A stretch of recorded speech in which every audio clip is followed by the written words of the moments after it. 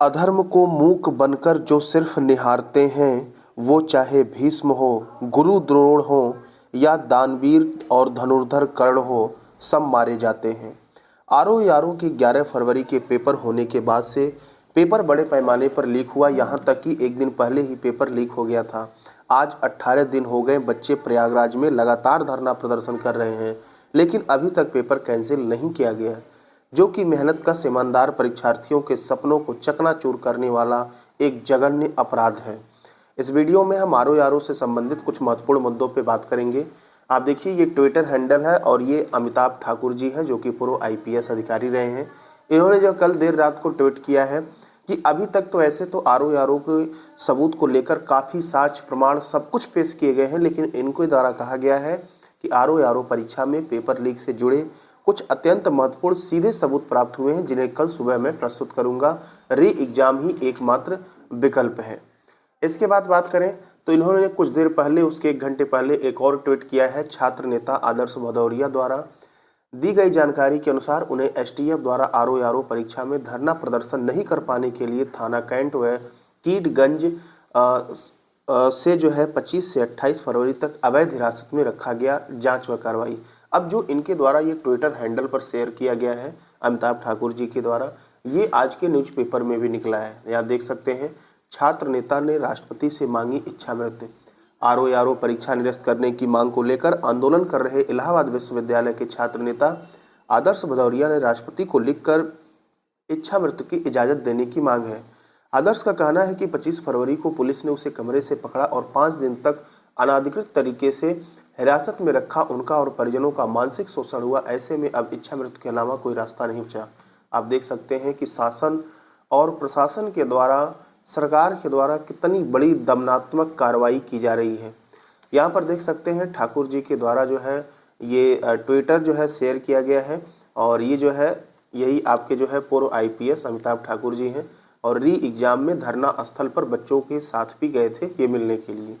ये आज के जो है न्यूज़पेपर से में पेपर न लीक होने की गारंटी का जो है यहाँ पर संपादकीय पेज भी दिया गया है। इसके कुछ महत्वपूर्ण मुद्दों को हम बात करेंगे और लास्ट में बताएंगे कि क्या आपका कब तक पेपर कैंसिल हो सकता है, क्या आपका कट ऑफ रहेगा।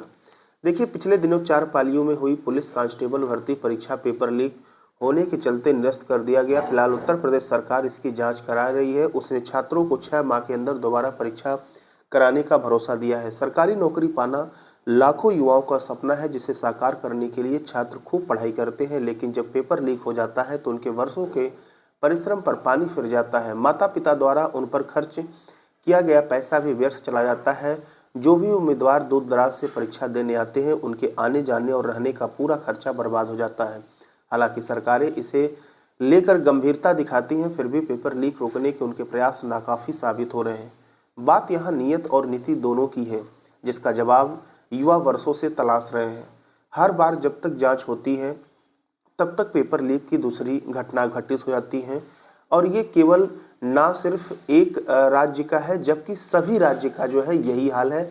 और यहाँ पर इस संपादकीय पेज में सभी राज्यों का यहाँ पर पूरा डिटेल जो है लिखा गया है, कहाँ कहाँ पेपर लीक हुआ है। अब यहाँ पर दिया गया है, इनमें से लगभग करीब 1.5 करोड़ से ज़्यादा युवाओं के करियर प्रभावित हुए हैं। क्या उन्हें पेपर लीक न होने देने की गारंटी दी जा सकती है? क्योंकि जो भाई मोदी जी की गारंटी है हर कार्य में, तो यहाँ भी गारंटी होनी चाहिए।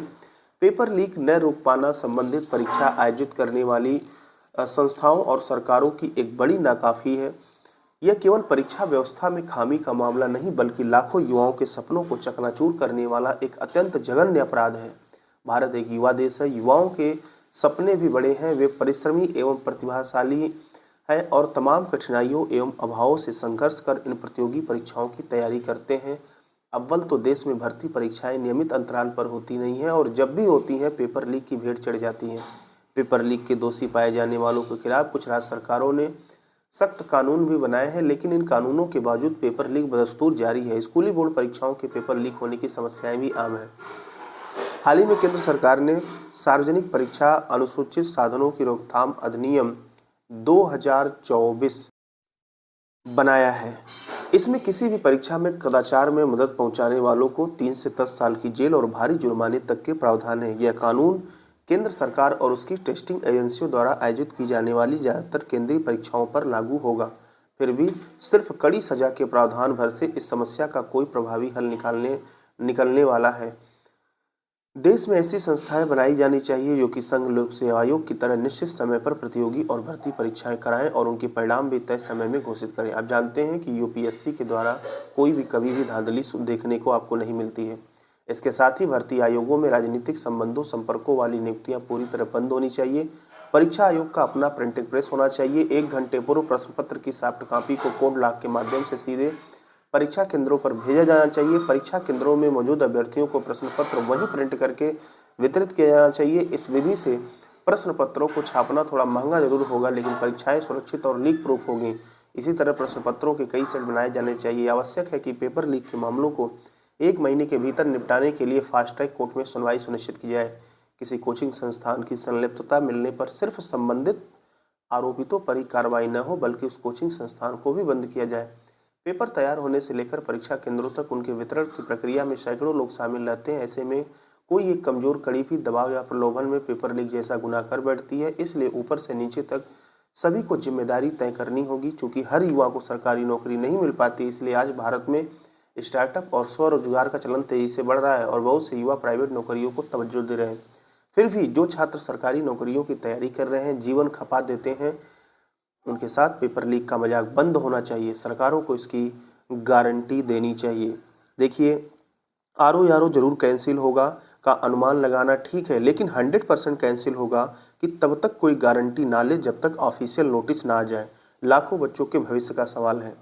फिर भी कुछ लोग के द्वारा ये अनुमान लगाया गया है कि 99% संभावना है कि पेपर कैंसिल होगा, जिसकी नोटिस 8 मार्च तक देखने को मिल सकती है। एग्जाम 18 जून से लेकर 5 जुलाई के बीच होने की संभावना है। फिलहाल इस पर आपकी क्या राय है, अपने कमेंट जरूर करें। इससे जो भी अपडेट होगा आपको दिया जाएगा। पूरा वीडियो ध्यान से देखने के लिए आप सभी का बहुत बहुत धन्यवाद।